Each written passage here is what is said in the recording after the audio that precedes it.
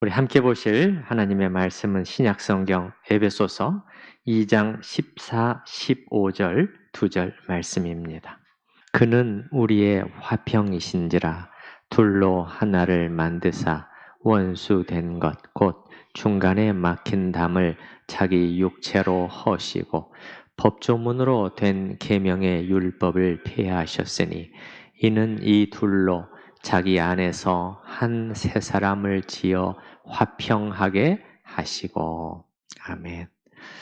죄로 인해서 인간에게 찾아오게 된 소외에는 두 가지가 있다고 말씀을 드렸습니다. 하나는 하나님으로부터 소외예요. 이건 수직적인 소외고, 그 다음에 또한 동료 인간들로부터의 소외, 수평적인 소외도 우리에게 오게 되어 있다고 말씀을 드렸는데, 오늘 본문이 들어있는 우리 에베소서 2장 후반부 11절부터 22절까지는 주로 이 두 번째 인간 서로 간의 멀어짐, 소외에 대해서 다루고 있습니다. 그래서 지난주 아주 대표적인 두 그룹, 2000년 전의 상황에서 봤을 때 이 지구상에서 가장 멀었던, 가장 하나 되기 어려웠던 두 부류를 든다면 누구와 누구? 유대인과 이방인이라고 말할 수 있다. 도대체 어느 정도였는가 하는 것을 구체적인 신뢰를 들어가면서 우리는 살펴봤습니다. 그런데 절대 불가능하다고 여겼던 그 일이 이 둘이 하나가 되는, 진짜가 하나가 되는 일이 일어났다는 것입니다. 그것이 2장 13절이라고 그랬죠. 2장 13절 다시 보겠습니다. 2장 13절 이제는 전에 서로 멀리 있던 너희가 그리스도 예수 안에서 그리스도의 피로 어떻게 됐다? 가까워졌느니라.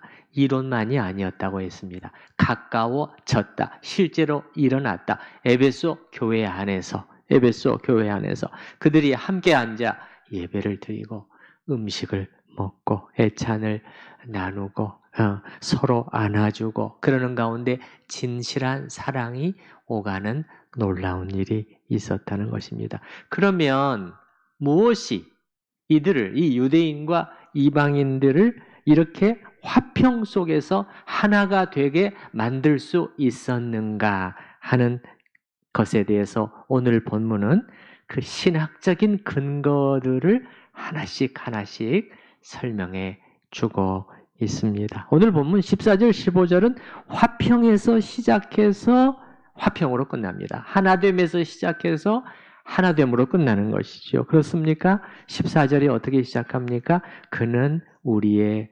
화평이신지라. 15절은 어떻게 끝납니까? 화평하게 하시고. 그런데요, 그 14절 첫 문장을 보시게 되면요, 사도는 먼저 선언적으로, 우리 첫 문장 다시 한번 같이 읽어보십시다. 그는 우리의 화평이신지라. 여러분 참 특이한 표현 아닙니까? 그리스도가 화평을 이루시는 분, 이건 좀 자연스러운 표현이죠. 그렇게 해도 되는데 그가 우리의 화평이시라는 것이에요. 화평과 관련해서 그리스도의 역할을 이보다 더 강조하는 표현은 없을 것이라고 생각이 됩니다. 그분이 화평이시다. 그분이 우리의 화평이시다. 우리는 보통 이 화평의 일, 평화, 화목, 화해, 하나됨 이런 것을 우리 사람들이 하는 일이라고 생각을 합니다. 우리가 힘쓰고 우리가 노력하고 우리가 서로 손을 잡고 우리가 조직을 만들고 제도를 보완하고 이렇게 하면은 해서 하나가 되는 것이라고 생각합니다. 그런데 오늘 본문을 보면은 주제가 화평인데 하나됨인데 연합인데 사람이 나오는 것이 아니라 주어가 잘 보시기 바랍니다. 14절 한번 보시게요. 14, 15절 전체예요.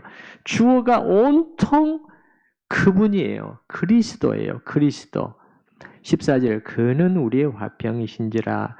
그 다음에 이제 주어가 우리말에는 생략되어 있습니다만 그가 그리스도께서 둘로 하나를 만드사 그분이 만드셨습니다. 원수된 고고 중간에 막힌 담을 자기 육체로 허시고 그분이 허셨습니다. 법조문으로 된 계명의 율법을 그분이 폐하셨습니다. 이는 이 둘로 자기 안에서 한 세 사람을 지으셨습니다. 그래서 화평하게 그분이 하셨다는 것입니다. 놀랍지 않습니까? 우리가 그냥 아무 생각 없이 읽고 넘어가면은 뭐 그냥 넘어갈 수 있겠지만은 어떻게 인간끼리의 평화와 화목을 말하는데 주어가 인간이 아닌 전부 다 그리스도일 수 있느냐 말이에요. 이게 성경의 관점이라는 것입니다. 이렇게 우리가 하나님의 말씀을 따라서 성경의 관점을 정확히 붙잡아 두지 않으면은 이 평화에 대해서 인간 세상의 평화, 화목, 하나됨 이런 문제에 대해서 엉뚱한 생각을 하고 엉뚱한 얘기를 하고 다닐 수가 있어요. 실제로 기독교인들 중에서도 그런 분들이 적지가 않은데요. 성경적인 관점을 따라서 우리가 얘기를 해야 되는데. 자, 그래서 오늘 본문의 표현, 이 주어를 볼 때 이 화평의 일은 인간이 아니라 1차적으로는 그리스도, 즉 하나님이 하시는 일이었다. 여기서 출발했습니다. 그리고 모든 화평의 일이 전부 다 여기에 의존되어 있는 것입니다. 우리 인간이 하는 부분이 있어요. 없는 게 아닙니다. 우리 인간이 하는 화평의 일은 2차적인 겁니다. 1차적으로는 하나님이 시작하시고 하나님이 이루신 일이에요.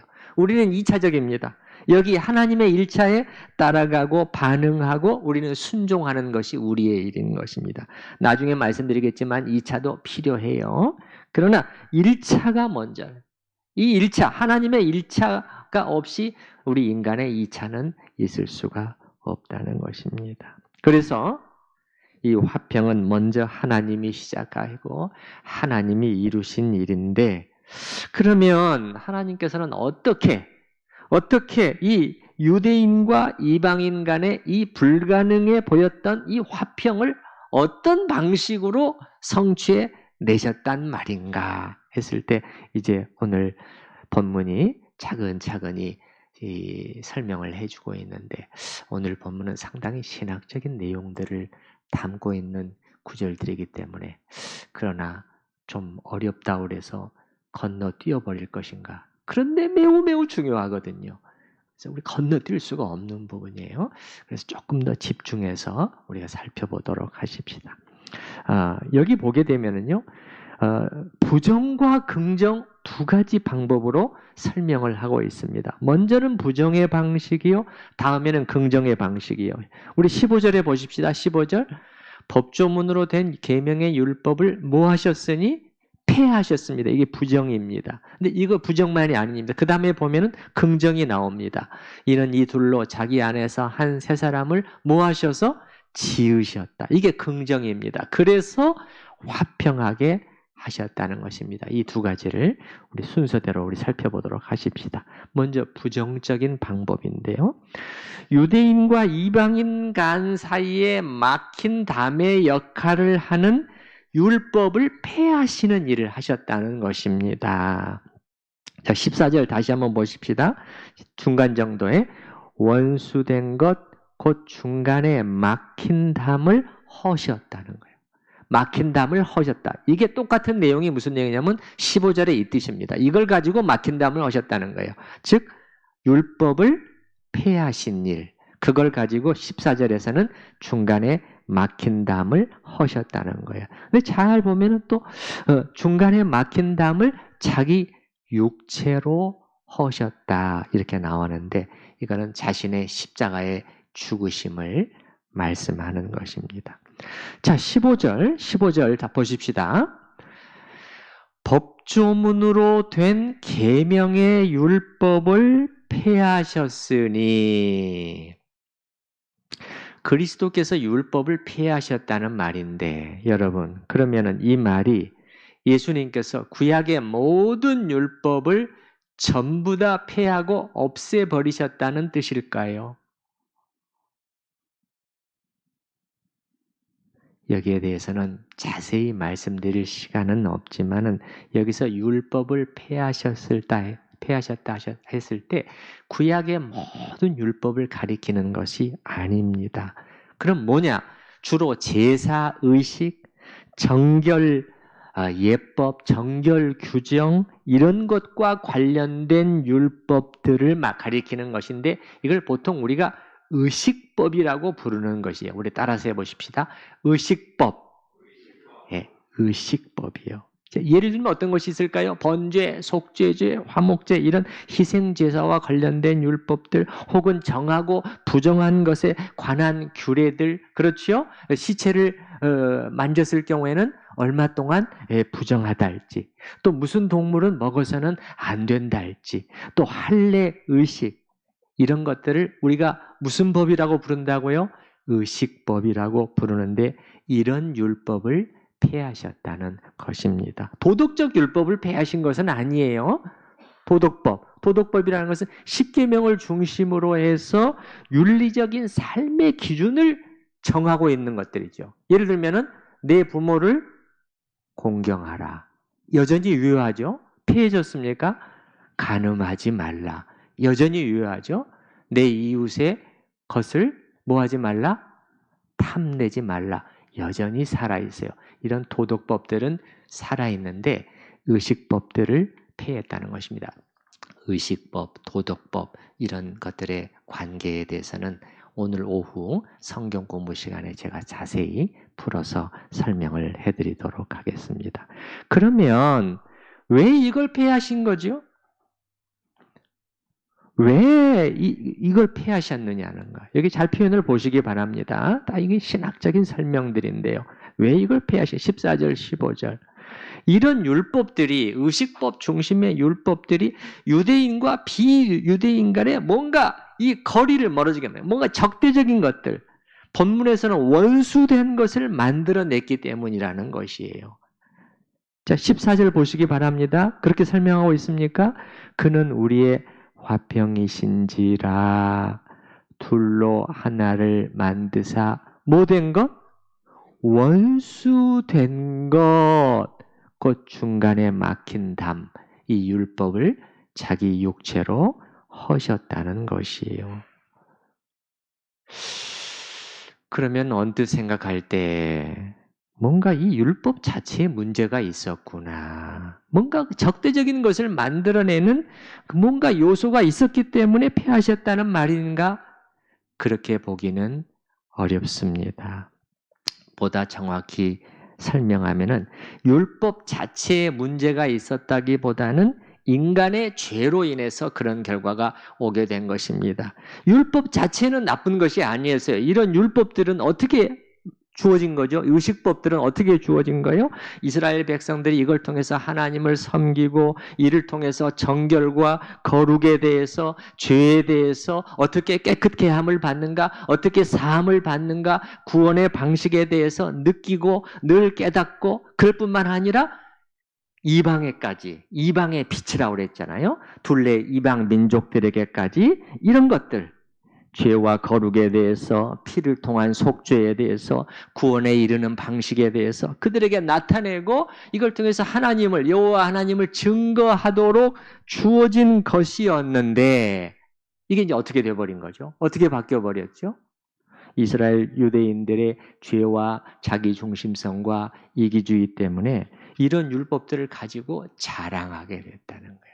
이게 문제라고 말씀을 드렸죠. 자기들만 선민이어서 이런 것들을 가지고 있다고 여기게 되었다는 거예요. 저 사람들은 그래도 없는 사람들.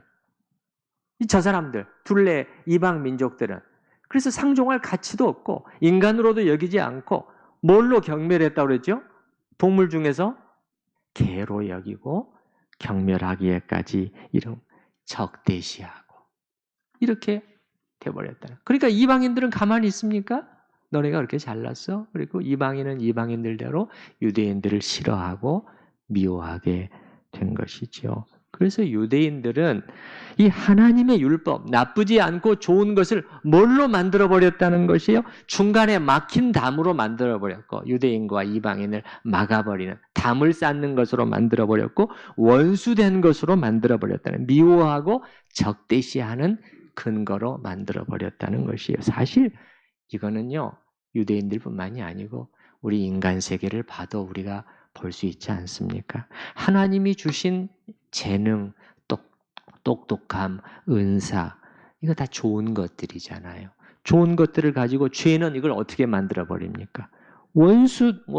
서로 원수 삼는 것, 거리가 멀어지게 만들어 버려. 서로 그 거리를 더욱 가까이 만들어 주는 것이 아니라 더 멀어지게 만들어 버리죠. 어떻게 해서? 예를 들어서 두뇌가 명석하고 이 공부를 잘하는 사람, 혹은 재능이 뛰어난 사람은요, 그렇지 못한 사람들을 어떻게 여기죠? 내가 저들보다 조금이라도 더 나은 게 뭐란 말인가? 이렇게 하고 하는 것이 아니라 자랑하고 그들을 판단하고 무시하고 바보들 같으니 참 한심하구만. 이것도 못해. 이쪽으로 끌고 가죠. 또 재능이 부족한 사람은 그들대로 어떻게 할까요? 이렇게 할까요? 겸손한 마음으로 저 사람은 참으로 뛰어난 능력을 지니고 있구나. 나보다 훨씬 훌륭해. 저런 사람이 내 곁에 있다는 것은 얼마나 이게 참 흐뭇한 일인가. 이렇게 하나요? 아니죠. 라이벌 의식이 금방 작동하고 질시하고 어떻게 해서든지 깎아내리려고 하고. 네가 그렇게 잘났어? 무슨 말이죠? 멀어져 버리잖아요. 하나님이 주신 좋은 것들인데 인간의 죄로 인해서 오히려 미움과 적대감을 산출해내는 재료가 되어버린단 말이에요. 좋은 것인데 인간의 죄 때문에 멀어지게 만들어요. 원수되게 만들어버린다는 거예요. 그래서 이스라엘에게 주어진 율법의 경우에도 마찬가지라는 거예요. 그리스도께서 여기 15절에 율법, 의식법을 중심으로 한 율법을 폐하셨다 했을 때는 그 율법 자체가 문제가 있어서는 아니라는. 그러나 이스라엘의 죄로 인해서, 인간의 한계로 인해서, 약점으로 인해서 그것들이 서로 이 원수를 되게 만드는 영향을 끼치고 있었기 때문에 주님은 그것을 폐하셨다는 거예요. 근데 어떻게 폐하셨느냐? 14절의 맨 끝에 보게 되면은요, 그 중간에 막힌 담을 뭐로 하셨다고 했나요? 자기 육체로 하셨다. 이 말은 자신의 죽음, 십자가의 죽음을 가리키는 것입니다. 이건 히브리서에 잘 설명이 되어 있죠. 어떻게? 그리스도께서는 자신의 죽음으로 단번에 제사를 드리셨다. 그래서 이제 그 후로 어떻게 돼요? 우리는 죄를 위해서 반복해서 제사를 드릴 필요가 없게 되었죠. 맞습니까? 예. 이게 제사법이 폐기됐다는, 제사의 율법이 폐기가 됐다는 거예요. 뭘로? 그리스도의 죽으심으로, 단번에 제사를 드리심으로. 제사, 정결, 예법 이런 것들은 다 모형이라고 그랬어요. 그림자라고 그랬습니다. 실체가 아니라. 실체는 누구죠? 예수 그리스도. 이 오실 예수 그리스도를 다 지금 그 그림자로 미리 가리키는 것이에요. 미리 생각하게 하는 거예요. 실체를 바라보게 하는 거죠. 예수 그리스도. 요거는 다 그림자요 모형이란 말이에요. 그 실체, 오실 실체, 그분을 계속해서 바라보게 하는 것들인데 이제 실체이신 예수님께서 오셨단 말이에요. 오셔서 자기 몸으로 단번에 드린 제사, 단번이라고 계속해서 히브리서에 말하잖아요. 단번에 드린 제사를 통해서 모든 것을 다 완성하시고 속죄를 완성하셨다. 그래서 이제는 반복해서 제사를 드릴 필요가 있다, 없다? 없다는 것이에요. 그래서 14절의 맨 끝에 자기 육체로 허시고 그리스도의 죽으심, 단번에 제사를 통해서 모든 의식법, 법조문으로 된 계명의 율법을 폐기하셨다. 이게 부정입니다. 이게 부정이에요. 자, 여기까지는 부정이고 그 다음에는 긍정의 방식, 또 이게 필요하다는 거예요. 율법을 폐했는데, 적대감을 불러일으키는 율법을 폐했는데, 그래서 막힌 담을 허물었는데 이것만 가지고는 충분하지 않다는 것입니다. 막힌 담을 헐었어요. 인간들 사이에 있는 적대감, 유대인과 이방인 사이에 있는 적대감은 이제 해소가 됐습니다. 그러나 이것만 가지고는 온전한 화평에 이르렀다고 할 수 없다는. 인간 세상에서는 이 정도면 되지요. 이 정도면 서로 싸우지 않으면 되는 거예요. 서로 싸우지 않고 전쟁이 없으면 되는 거예요. 그건 평화죠. 이게 이상적인 상태, 인간 사회에서는요. 이 정도의 화평이면 그 만족한단 말이에요. 그러나 우리 기독교적인 화평은 여기서 더 나아갑니다. 그 정도는 아니에요. 적대감이, 우리가 서로 싸우지만 않고 있으면 되지. 교회 안에서 우리가 그냥 눈 부릅뜨고 그냥 서로 싸우지만 않으면 되잖아. 그냥 그렇게 그 정도로 지내면 되지. 그게 아니라는 거예요. 기독교적인 화평은요. 그게 아니라는 거예요. 도저히 끊어질 수 없는 연합으로 하나가 되고 서로 진정으로 하나가 되어서 손을 잡고 사랑이 오고 가고 하는 화평, 이게 필요하다는 것이에요. 그래서 긍정이 필요하다. 부정만으로는 안 된다는 거예요. 긍정이 필요하다는 거예요. 그러면 그리스도께서 화평을 이루시는 긍정의 방법을 오늘 본문은 15절에서 어떻게 설명하고 있나요? 15절 한번 보시기 바랍니다. 어떻게 설명하고 있어요? 뒤쪽에 패하셨으니 이는 이 둘로, 둘은 뭐하고 유대인과 이방인으로 자기 안에서, 그리스도 안에서 한 요겁니다. 이게 무슨 말인지. 한 세 사람을 지어 화평을 이루시는 긍정의 방법이 지금 요겁니다. 키입니다. 요거 키입니다. 한 세 사람을 지으셨다는 거예요.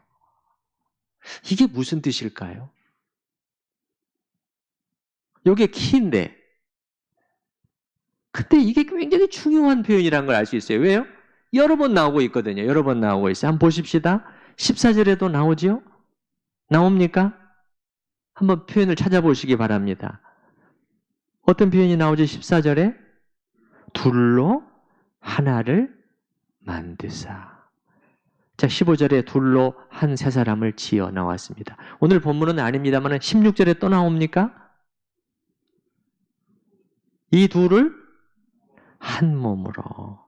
이게 중요한 표현이라는 것이에요. 중요한 표현. 하나님이 지금 이걸 계획하고 진행하시고 성취하셨다는 거예요. 이것만이 화평을 이루어내니까. 이것만이 화평을 이루어내니까. 자, 15절 다시 한번 보십시다. 이는 이 둘로 유대인과 이방인으로 자기 안에서 한 세 사람을 지어. 이 둘로 유대인과 이방인으로 한 세 사람을 짓는다는 게 무슨 뜻인가? 이런 것일까요, 여러분? 한 사람인데 몸의 절반은 유대인으로 이루어져 있고 유대인 성분으로 구성되어 있고 또 다른 절반은 이방인 성분으로 구성된 아주 특별한 인간을 하나님께서 지구상에 창조하셨다는 말일까요? 그건 아니겠죠. 그럼 뭐냐는 것입니다. 그럼 뭘까요? 한 세 사람을 지으셨다. 이게 교회를 가리키는 것입니다. 뭐라고요? 뭐라고요?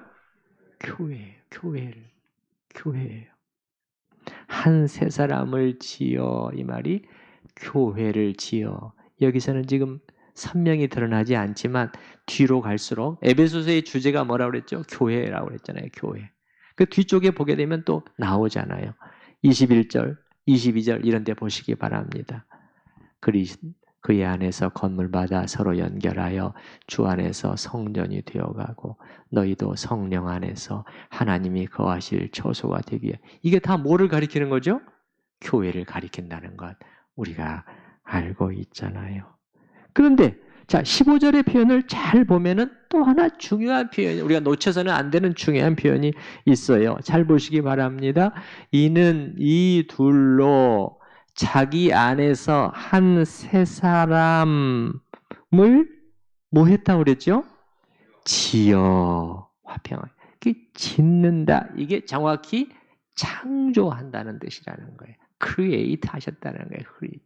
다시 창조해 내셨다는 거예요. 지난번에 저 위에 10절 말씀 봤죠? 선한 일을 위하여 지으심을. 우리가 창조된 자라는 그걸 지금 가리키는 거거든요. 지어. 여기서는 근데 이제 복합적으로 교회라는 한 큰 공동체를 하나님이 창조해 내셨다는 것이에요. 그래서 화평의 일이 성취되도록 하셨다. 이게 하나님의 방법이라는 것이거든요. 이게 잘 보시기 바랍니다, 여러분. 요걸 놓치면은 제가 말씀드렸어요. 평화와 화목과 이런 것에 대해서 엉뚱한 얘기를 우리가 하고 다닐 수가 있다는 것이에요. 성경의 관점이 뭐냐는 거예요. 교회의 창조를 통해서 하나님은 화평의 일이 여기서 이루어지도록 하나님은 하셨다는 거예요. 그러니까 이렇게 안 하셨다는 거예요. 그리스도께서는 단지 유대인과 이방인들을 한데 끌어모아서 이들을 적당히 겉으로 외적으로 하나가 되도록 그렇게 하신 것이 아니라는 거예요. 다시 말씀드리면 유대인과 이방인을 둘을 나란히 붙여서 이렇게 하나가 되도록 만드신 것이 아니요. 전혀 다른 한 세 사람 교회를 창조하심으로써 이 일을 하셨다는 것이에요. 그러니까 유대인도 아니고 이제는 이방인도 아니에요. 그건 중요한 게 아니에요. 한 새로운 인류를 창조해 내셨다는 것이에요. 이 새로운 자, 우리가 그렇잖아요. 우리가 새롭게 창조된 자라고 그러죠. 이들은 어떤 사람들이죠? 그리스도와 단단히 결합되어 있는 사람들이에요. 끊어질 수 없는 자들이라고 말씀드렸죠? 여기 15절에도 다시 한번 보시기 바랍니다. 이는 이 둘로 누구 안에서? 자기 안에서요. 그리스도 안에서 한 세 사람이에요. 그래서 이들은 이 그리스도와 단단히 연합되어 있고 이들로 이루어진 교회 안에서 이 궁극적인 화평이 이루어지도록 하신 것이다. 저는 이것밖에는 말씀드릴 수가 없어요. 제가 할 일은 영감으로 기록된 하나님의 말씀이 정확히 화평에 대해서 무엇을 얘기하고 계시는가, 그거를 최대한 파고 또 파고 정말 확인하고 그 다음에 여러 또 관련된 그 문헌들을 다 찾아보고 해서 성경이 뭐라고 말씀하는가, 선언하고 계시는가, 그거를 여러분한테 전해드리는 것이 저의 임무예요. 제 생각으로 화평이라는 것은 이렇게 하면은 우리는 하나가 될 수 있습니다.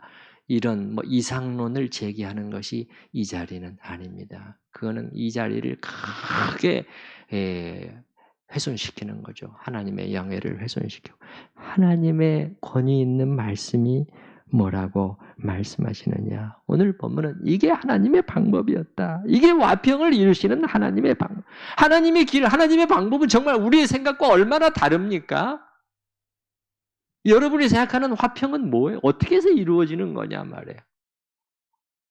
손에 손잡고 옵니까? 이게 그게 아니잖아요. 네. 그래서 유진 피터슨이라는 분은 하나님은 전혀 새로운 출발을 하신 것이다. 전혀 새로운 출발을 해버리신 것이라는 거예요. 제가 그분의 메시지 성경 이 부분을 한번 읽어볼게요. 그분은 그리스도께서는 쭉쭉쭉 생략하고 율법 조문을 폐지하셨습니다. 여기 15절 말씀을 자기 나름대로 이렇게 의역을 해본 거예요. 율법 조문을 폐지하셨습니다. 그런 다음에 전혀 새로운 출발을 하셨습니다. 그분은 오랜 세월 동안 증오와 의심에 사로잡혀 둘로 갈라져 있던 사람들을 그대로 두지 않으시고 새로운 인류를 지으셔서 새 출발을 하게 하셨습니다. 이거 외에는 방법이 없었다는 것이죠. 그러면 왜 이 방법으로만 온전한 하나됨, 화평이 이루어질 수 있는 것인가 했을 때 이 새로이 창조된 인류, 우리 교회죠. 이들은 이미 그리스도를 통해서 서로 연합되어 있기 때문에 그러는 것이에요. 이미 연합되어 있어요. 실제적으로 영적으로 성령을 통해서 이미 하나가 되어 있는 사람들이죠. 맞습니까? 그 어떻게 알 수 있죠? 앞에 1장에서 보지 않았습니까? 교회는 그의 무엇이니? 그리스도의 무엇이니? 몸이니 그랬잖아요. 교회는 그리스도의 몸이니 이미 교회는 새로이 창조된 이 교회는 머리 되신 그리스도와 분리될 수 없는 연합으로 단단히 하나로 되어 있고 그 다음에 우리 각자는 몸의 뭐다? 지체라는 거예요. 몸의 지체로서 유기적으로 이 몸속에서 완전히 이미 하나가 되어 있는 사람들이에요. 이미 하나가 되어 있는 사람. 그래서 비로소 화평의 일이 그 다음에 가능하게 된다는 거예요. 그 다음에 가능하게 된다는 거예요. 다른 말로 표현해보면 이들은 성령의 끈으로 묶여 있기 때문에. 성령의 끈으로 묶여 있는 게 어떻게? 각자가 여러분 이 집사님 안에 성령께서 내주하시고 저 전도사님 안에 성령께서 내주 저 권사님 안에 동일한 성령이 내주 이게 뭐냐면 성령께서 동일한 성령으로 우리를 끈으로 묶고 계신단 말이에요. 이 영적인 연합인 것이죠. 또 다른 말로 하면은 이들은 가족이다. 하나님을 한 아버지로 모신 형제 자매 진짜 가족이라는 거예요. 로이드 존스 목사는 말하자면은 몸에 같은 피가 흐르는 사람들이다. 이렇게까지 표현을 하더라고요. 이들은 몸에 같은 피가 흐르는 사람들이다. 그래서 하나됨, 온전한 화평, 인간 소외의 극복은 오직 이 방법으로만 된다. 이거 뭐죠? 다시 한번 15절 더 뒷부분에 그리스도 안에서 한 새 사람을 지어 하나님은 화평케 하셨다. 이제 마지막으로 우리는 하나의 질문을 또 할 수 있을 것 같습니다. 어떻게 보면은 아픈 질문이기도 한데 하나님께서 이렇게 놀라운 화평의 일을 성취하셨는데 그런데 왜 교회는 하나가 되지 못합니까? 왜 교회는 자주 하나 되지 못한 모습을 보여주고 있습니까? 세상은 그렇지 못하더라도 교회만은 하나가 되어야 되는데 왜 그렇지를 못합니까? 사실 100번 맞는 말이죠. 100번 맞는 말이에요. 이 질문에 대한 답을 하려고 할 것 같으면 또 한편의 설교가 필요할 것입니다. 그런데 그건 오늘의 주제는 아니에요. 저는 다만 이 말씀을 드리고 싶어요. 이 말씀은 드리고 싶어요. 이게 지금 사도가 우리에게 또 말해주고 싶은 말이라고 생각이 되는데 교회야말로 하나님께서 화평을 이루시기 위해서 정말 특이한 일을 해놓으신 이 땅에 있는 유일한 기관이라는 것이에요. 아시겠습니까? 이 점을 늘 우리가 기억해야 합니다. 경외하는 마음 자세가 있기를 바랍니다. 하나님께서 이 정도로 하셨단 말이야. 그렇다면 하나님께서 이렇게 심혈을 기울여서 하나가 되도록 해놓으신 교회인데 그렇다면 우리도 교회 안에서 진정한 화평, 하나됨, 연합이 실현되도록 최선을 다함이 마땅하다는 것이에요. 이를 부정적으로 표현을 하면은 교회의 이 하나됨을 깨는 어떤 자그마한 행동이라고 해도 그건 결코 작지 않은 죄요. 성령을 크게 거스르는 일이라는 것입니다. 오늘 제가 설교 초두에서 하나님의 1차, 인간의 2차 이렇게 말씀을 드렸잖아요. 하나님이 먼저 시작하시고 그리고 하나님이 성취하시지만은 우리의 2차도 있다고 그랬어요. 전적으로 하나님께 의존되어 있지만은 우리의 2차는 여기 하나님의 1차에 따라가고 반응하고 순종하는 일이죠. 예를 들어서 하나님이 우리를 넉넉히 그리스도 안에서 한 교회로 그리스도의 몸으로 하나로 넉넉히 하나로 연합하셨다. 화평의 일을 이루셨다. 이게 하나님의 1차죠. 그러므로 우리의 2차가 나오는 거죠. 우리도 그 하나됨이 깨지지 않고 유지되도록 최선의 노력을 경주해야 된다는 거예요. 뭐 하면서까지? 자기를 부인하면서까지 일을 해야 된다는 거예요. 그것이 사도가 뒤에 에베소서 4장 이후에서 하고 있는 말이에요. 여러분, 에베소서는요, 절반으로 나눠져 있어요. 앞에 1장서부터 3장까지가 전반, 뒤에 4장부터 6장까지가 뒤에 나머지예요. 이게 완전히 딱 갈라져요. 앞쪽에서는 우리가 뭘 어떻게 해야 된다는 얘기를 안 해요. 앞쪽에서는 무슨 얘기만 하고 있냐면 하나님께서 우리를 위해서 얼마나 놀라운 일을 하셨는가 그것만 얘기를 해요. 흥분해서 얘기를 해요. 흥분해서. 그리고 4장이 딱 시작이 되면서 그렇기 때문에 우리가 어떻게 해야 되겠어. 그거를 4장, 5장, 6장에서 얘기를 하고 있는데 오늘 본문과 4장을 바로 이어서 읽어도요. 여러분 자연스럽게 읽혀요. 자연스럽게 읽힙니다. 한번 보십시다. 한번 우리 연결해서 읽어볼까요? 연결해서. 자, 15절입니다. 15절 우리가 쭉 읽었어요. 자, 15절 중간부터 읽었습니다. 이는 이 둘로 자기 안에서 한 세 사람을 지어 화평하게 하셨느니라. 이게 하나님이 하신 일이죠. 하나님이 하신 일이죠. 그 다음에 4장으로 딱 가보세요, 여러분. 그러므로 주 안에서 갇힌 내가 너희를 권하노니 너희가 부르심을 받은 일에 합당하게 행하여. 그 다음에 2절에 보면은 모든 뭐와 뭐로? 겸손과 온유로 하고. 겸손하려면은 자기 자랑이 비워져야 된다고 그랬죠. 자기가 빈털터리가 되지 않으면 겸손할 수 없어요. 조금이라도 내가 좀 할 수 있어. 내가 조금 잘났어. 이러면은 교만으로 흐른다니까요. 그거 비워내야 된다는 것이에요. 그 비워내야 된다는 거예요. 주님께서 우리 안에서 성취해내신 화평을 깨지 않으려면은 그거 비워내야 된다는 거예요. 예, 아직도 가지고 있는 게 많고 십자가 앞에서 아직도 내가 내세울 게 많이 있나? 이거 지금 복음의 정신을 안 따라가고 있는 거예요. 이게 지금 화평을 지금 유지하는데 아주 방해가 되는 요소라는 것이에요. 예. 그래서 모든 겸손과 온유로 하고, 그죠?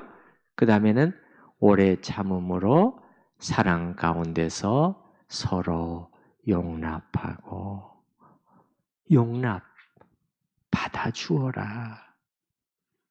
네 기준에 못 미친다고 하더라도 받아줘야 된다는 것이에요. 왜? 화평을 위해서라는 거예요. 다른 이유가 아니에요. 화평하게 하셨으니 15절이에요. 화평하게 한 세 사람을 지어 화평을 이루셨으니 그러므로 4장 2절에서 오래 참음으로 사랑 가운데서 서로 받아줘야 된다. 3절 하나만 더 보십시다. 그래서 평안에 매는 줄로 성령이 하나 되게 하신 것을 힘써 지키라. 이 표현 보이시나요? 성령이 하나 되게 하셨다는 거예요. 이미 하나님이 화평의 일을 이루셨기 때문에 우리의 할 일은 뭐예요? 우리의 할 일은 그것을 어떻게 하는 거예요? 힘써 지키는 일이라는 거예요. 힘써 지키는. 하나님이 일하셨기 때문에. 여러분, 참으로 다시 말씀드립니다. 교회라는 것이 어떤 것인지를 잊지 마시고요. 하나님께서 화평을 이루시기 위해서 정말 특이한 일을 해놓으신 이 땅에 존재하는 유일무이한 아주 독특한 기관이 교회예요. 교회예요. 그래서 하나님을 경외하는 마음으로 이 사실을 기억하고 이 화평이 하나됨이 교회 안에서 깨지지 않도록 최선을 다하실 수 있기를 바랍니다. 이제 우리가 들은 말씀을 생각을 하면서 같이 기도하는 시간을 갖도록 하십시다.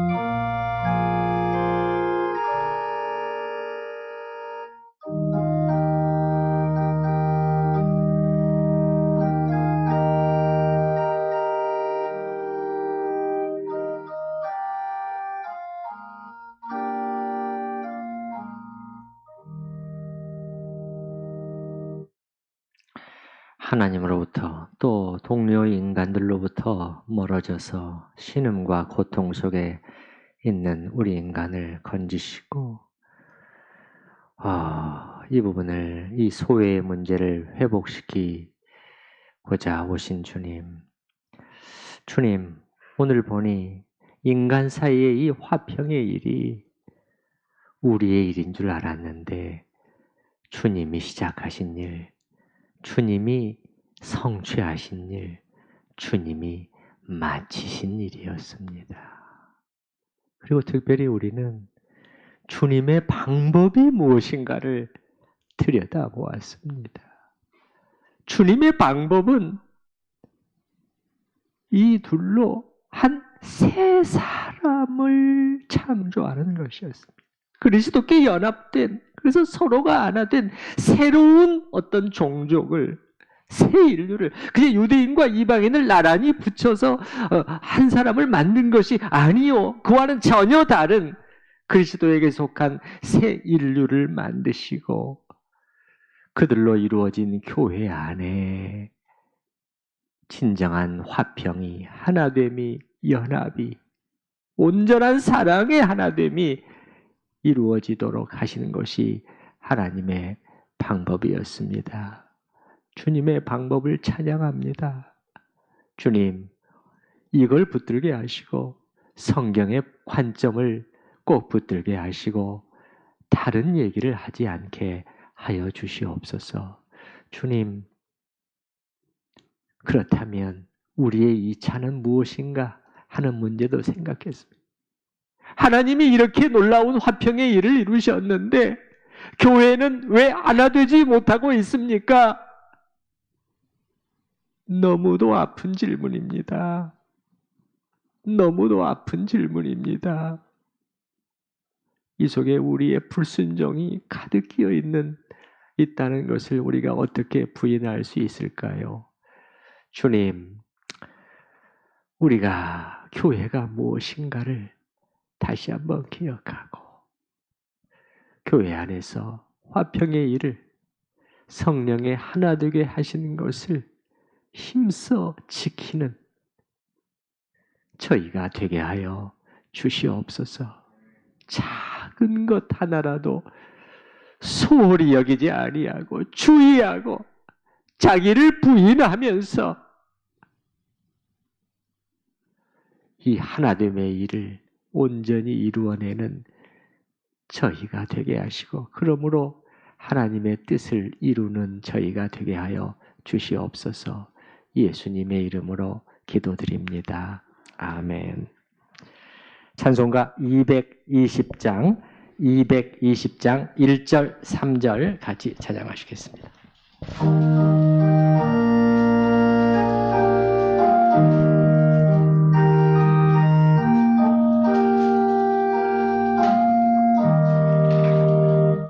사랑하는 주님 앞에 형제자매 한자리에 그 신은혜 생각하며 즐거운 찬양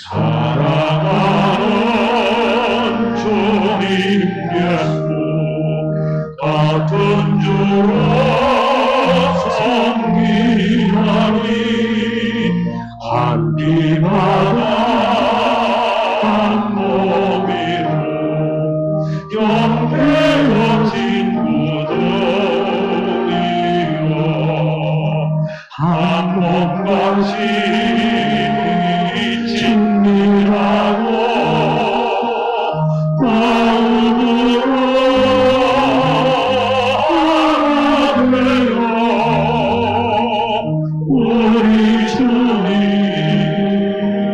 크신 뜻을 지성으로 주내